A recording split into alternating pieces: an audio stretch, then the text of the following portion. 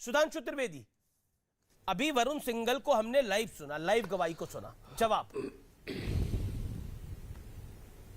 देखिए, हम लोग किसी भी विषय को राजनीति नहीं सैद्धांतिक दृष्टि से देखते हैं। अभी मौलाना साहब को इस बात को लेकर बड़ी तकलीफ हो रही थी। मैं ये कहना चाहता हूं, ये मामला सिर्फ कैराना का नहीं है, मामला सिर्फ पश्चिमी उत्तर प्रदेश का नहीं है। मैं उदाहरण देना चाहता हूं। इसी भारत में एक गांव है कोलतार, जिला पेरम्बूर, स्टेट तमिलनाडु। वहां पे मुसलमानों ने कहा कि 70% उसकी उन गांव में आबादी हो गई है, तो मंदिर में पूजा पाठ बंद हो जाना चाहिए, घंटे घड़ियाल बंद हो जाने चाहिए, उससे उनकी धार्मिक भावना आहत होती है। और तमिलनाडु की सरकार झुक गई और बाद में मद्रास हाईकोर्ट ने हस्तक्षेप किया, तब जाके वहां पूजा हो पाई। कोई खुदा का बंदा बोला मौलाना साहब, कोई सेक्युलरिज्म का सूरमा बोला उत्तर से दक्षिण तक, कोलतार हो या कैराना। दुर्भाग्य यह है कि जो मुसलमानों में आपराधिक मनोवृत्ति के लोग हैं, आपराधिक प्रवृत्ति के लोग हैं, उन्हीं को संरक्षण दिया जाता है। और यह अकेला कैराना नहीं है मौलाना साहब, चाहे असम का धुबरी बरपेटा हो या बंगाल के मालदा से लेकर केरल का मल्लापुरम तक। केरल के मल्लापुरम में 2014 में प्रस्ताव पारित हो जाता है, चूंकि इस जिले की आबादी 90% मुस्लिम हो गई है, तो लड़कियों की शादी की उम्र 18 से घटा के 16 कर दी जाए। कोई बोला भाई, किसको खुदा का खौफ दिखा रहे हैं? और मैं दूसरी बात बताना चाहता हूं, अभी पिछले महीने ही, क्यों हम इस बात को उठाते हैं, पिछले महीने सबने देखा ना काबुल का दृश्य।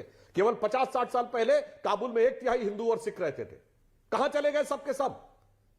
लाहौर और कराची में 75% हिंदू सिख रहते थे लाहौर में, और आधे से ज्यादा थे कराची में। सबसे ज्यादा पढ़े लिखे, सबसे ज्यादा डेवलपमेंट ओरिएंटेड पंजाबी हिंदू और सिंधी हिंदू कहां चले गए? 6 महीने में खत्म।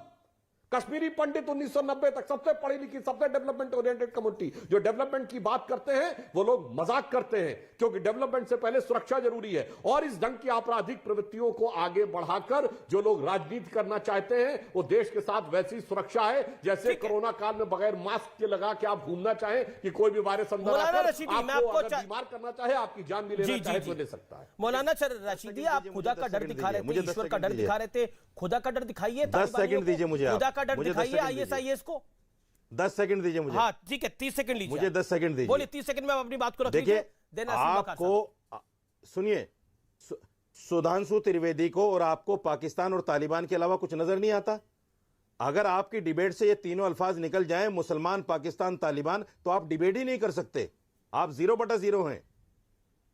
इसके अलावा बोल के दिखा दीजिए आप 2 मिनट।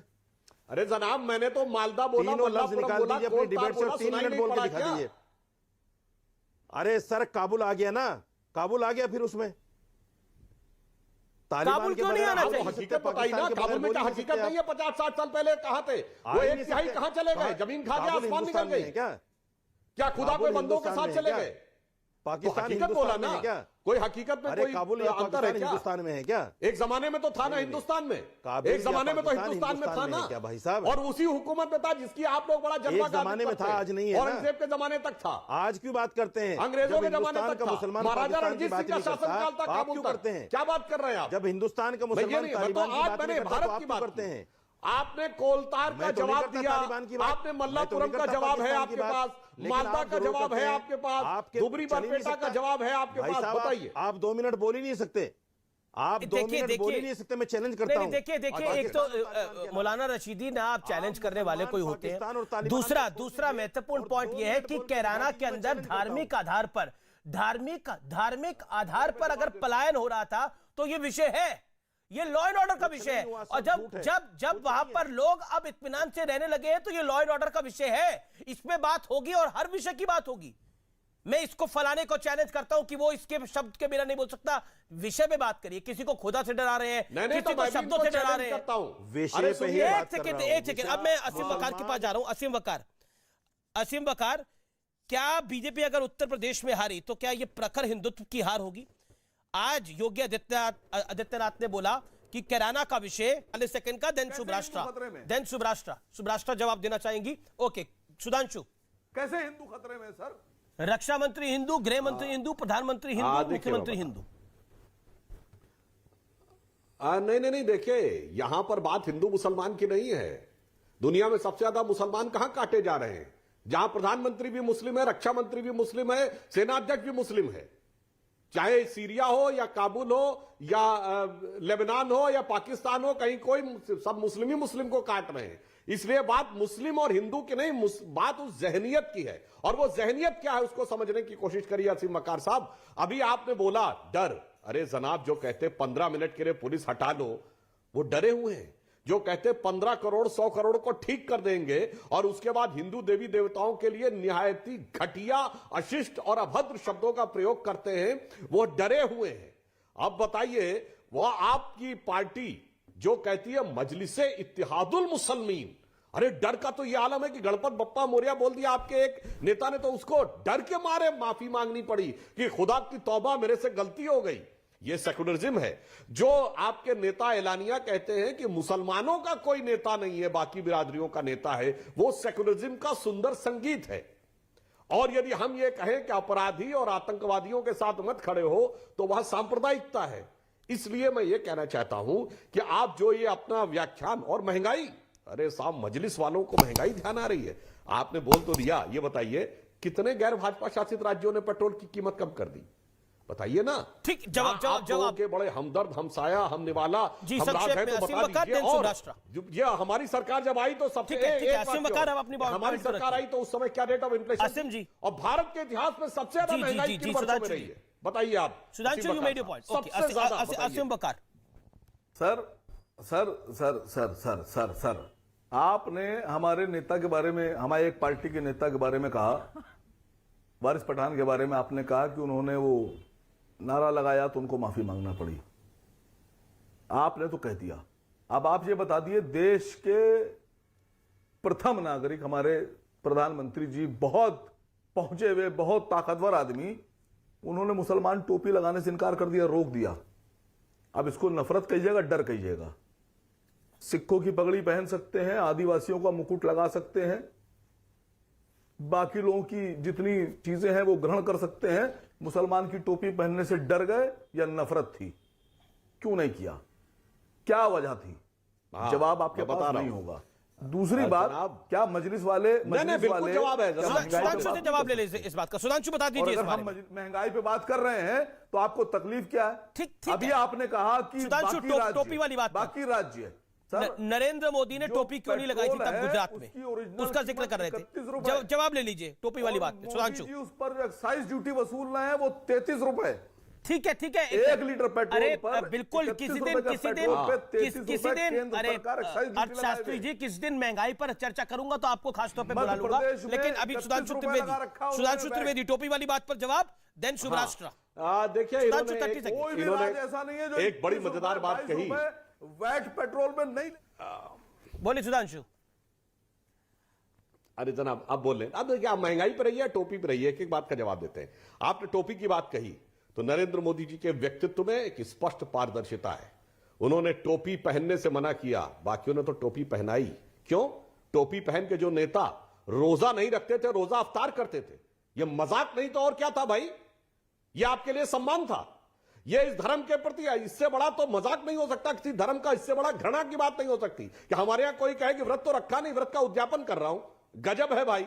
न बुलाने वाले रोजादार होते थे, ना आने वाले रोजेदार होते थे, और टोपी पहन के रोजा अफ्तार करते थे। और टोपी पे एक और बात बता दूं असीम वकार साहब, दुनिया में सबसे ज्यादा टोपियां कौन बनाता है देश, आपको पता है? चाइना, जो मुनाफिक है, जो जूते मारता है, जो इतने अत्याचार करता है, उसकी टोपी सब सर रख के चलते हैं। और इतना ही नहीं, वो चटाई जिस पे रख के नमाज पढ़ी जाती है, जिसको जिये नमाज कहते हैं, उसका भी सबसे बड़ा एक्सपोर्टर चाइना है। आप लोगों की गैरत कहां चली गई कि चाइना की जिये नमाज और चाइना की टोपी रखते, आप धर्म के प्रति सम्मान और अपमान की बात करते हैं। जनाब कभी गिरेबान में झांक के देखिए तो समझ में आएगा कितनी गैरत है। जवाब सुनिए, जवाब सुनिए, जवाब सुनिए, जवाब सुनिए। ये अच्छा हुआ आपने बात, कभी गिरेबान में झांक के देखिए तो समझ में आएगा कितनी गैरत है। जवाब सुनिए, जवाब सुनिए, जवाब सुनिए, जवाब सुनिए। ये अच्छा हुआ आपने बात उठाई। मैं कम से कम 20 बार इस बात पे बोल चुका हूं कि जो चाइनीज टोपियां हैं, चाइनीज जानमाज़े चटाइयां हैं, चाइनीज तस्बीहां हैं, इनका कोई जरूरत नहीं है। हमको अपने, हमारे जो लोग हैं वो भी बना सकते हैं, हमारे देश में बन सकती है। आपने अच्छा उठाया ये बात, मैं आपके समर्थन में हूं इस बात के लिए, और मैं आपका शुक्रगुजार हूं कि आपने ये बात उठाई और आपने हमारे लोगों की आंखें खोलने का काम किया। जो बात सुधांशु जी आपकी सही है, मैं आपके साथ हूं। चाइना जितना जुल्म करता है मुसलमानों पे, उसके सामान को मस्जिदों में इस्तेमाल करने की जरूरत नहीं है। मैं भी आपकी हाँ में हाँ मिला रहा हूं और अपने लोगों से सुब्राष्ट्रा अपील का भी रुख कर कर रहा लेता हूं, काफी देर बाद आ रहा हूं। सुब्राष्ट्रा, पहले तो माफी चाहता हूं मैं, और आपसे भी चौधरी साहब मैं माफी चाहता हूं कि काफी देर बाद आ रहा हूं। सुधांशु एक सेकंड, असीम वकार एक सेकंड, सुब्राष्ट्रा की बात मुझे जानी दीजिए। सुब्राष्ट्रा और धर्मजीव चौधरी मैं माफी चाहता हूं। सुब्राष्ट्रा मैं पहले आपके पास आ रहा हूं। सुब्राष्ट्रा, पलायन का विषय निश्चित तौर पर हिंदू मुसलमान का विषय होगा, लेकिन ये लॉ एंड ऑर्डर का भी विषय है। जब हम बात करते हैं लॉ एंड ऑर्डर की, तो हम गवर्नेंस मॉडल की भी बात करते हैं, और जब हम गवर्नेंस मॉडल की बात करते हैं तो हम बात करते हैं कि प्रदेश के अंदर आम नागरिक अपने आप को सुरक्षित अगर महसूस नहीं कर रहा, तो यह सवाल है, तो यह सवाल खड़ा होता है। और अगर महसूस कर रहा है सुरक्षित, तो यह एप्रिसिएशन है। जी, मैं थोड़ा टाइमलाइन स्पष्ट करना चाहूंगी। 2016 में कैराना का मुद्दा सबसे पहले मुख्य रूप से मीडिया में सामने आता है। उसके बाद NHRC की फैक्ट फाइंडिंग जो रिपोर्ट है वो पब्लिक डोमेन में है, वो फाइल की जाती है, जिसमें ये स्पष्ट इसका मेंशन है कि एक कम्युनिटी से डरे हुए लोग, अब ये पता नहीं क्यों, चाहे वो ANI वाले हों या मीडिया के बहुत बड़े बड़े अखबार नवीस हों या मीडिया चैनल हो, ये एक कम्युनिटी से डरे हुए लोग क्यों कहते, क्यों नहीं कहते कि अधिकांश मुस्लिम पॉपुलेशन थी, उनसे डर करके कुछ हिंदू फैमिलीज ने पलायन किया। इसी तरह की रिपोर्ट हुकुम सिंह जी फाइल करते हैं, सांसद हैं वो।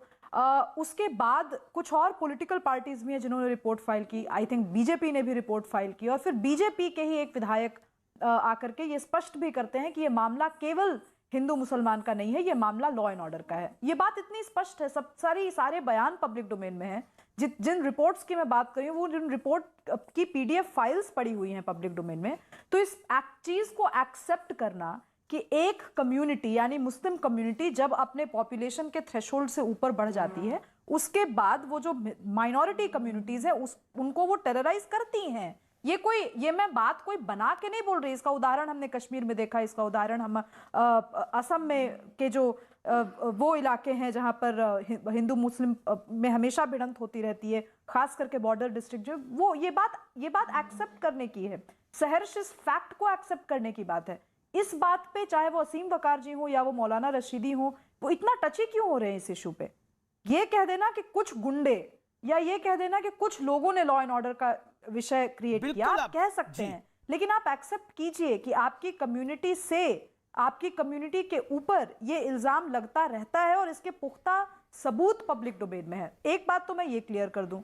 दूसरी बात मैं कहना चाहती हूं, लॉ एंड ऑर्डर का विषय बार बार उठाया जा रहा है। अगर लॉ एंड ऑर्डर का विषय था तो ऐसा क्या कारण है कि 2016 में वो विषय था और आज 2021 में वहां पर इतनी सारी डेवलपमेंटल एक्टिविटीज का आगाज हो रहा है?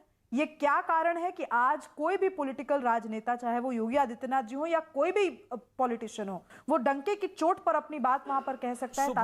2016 में तो स्थिति ये थी कि कोई पार्टी उस विषय के बारे में 2015 में ये बात सामने आई। 2015 के बाद किसी पार्टी ने बोला नहीं। पहली बार इस मुद्दे को मीडिया में उठाया गया जब ग्राउंड जीरो पे मीडिया पहुंचा। ऐसी खबरें आई कि कुछ परिवार वहां से भाग रहे हैं क्योंकि उन्हें डर का माहौल है। उसके बाद से इस विषय को उठाया गया। ना बसपा ने उठाया, ना सपा ने उठाया। सपा की तो सरकार ही थी तब, लेकिन किसी ने उस विषय को नहीं उठाया। धर्मवीर चौधरी, सांशु, 40 सेकंड में एक बात बताइए, क्या आपको लगता है कि बीजेपी इस पूरे उत्तर प्रदेश की चुनाव की लड़ाई को हिंदू अस्मिता की लड़ाई बना रही है? देखिए, हम एक बात बहुत साफ कहना चाहते हैं, हम तो इसको ईमानदारी, न्याय और विकास की लड़ाई बताना चाहते हैं। क्यों इसको हिंदू मुस्लिम से क्यों जोड़ते हैं? यही तो वो उत्तर प्रदेश है, यही वो पश्चिमी उत्तर प्रदेश है जहां पर शकील बदायूनी होते थे, जिगर मुरादाबादी होते थे, कमाल अमरोही होते थे। इसी उत्तर प्रदेश में कैफी आजमी होते थे, यहां पर जोश बलियाबादी होते थे, अकबर इलाहाबादी होते थे। कहां चले गए सब? जब से देश सेकुलर हो गया उसके बाद से अब मुस्लिमों के नाम पे कौन नजर आता है? इनके साथ नहीं खड़े होते। अब नजर आते हैं अबू सलेम, छोटा शकील, मुख्तार अंसारी, अतीक अहमद। मौलाना साहब क्यों इनके साथ खड़े होते हो भाई? वरना बता दीजिए, इतने मैंने नाम बताए, उनमें से किनके साथ आपने चैलेंज किया? तो मैं भी चैलेंज करके पूछ रहा हूं, डॉक्टर APJ अब्दुल कलाम के नमाजे जनाजा में जाने वाले किसी मौलवी का नाम बताइए मुझे।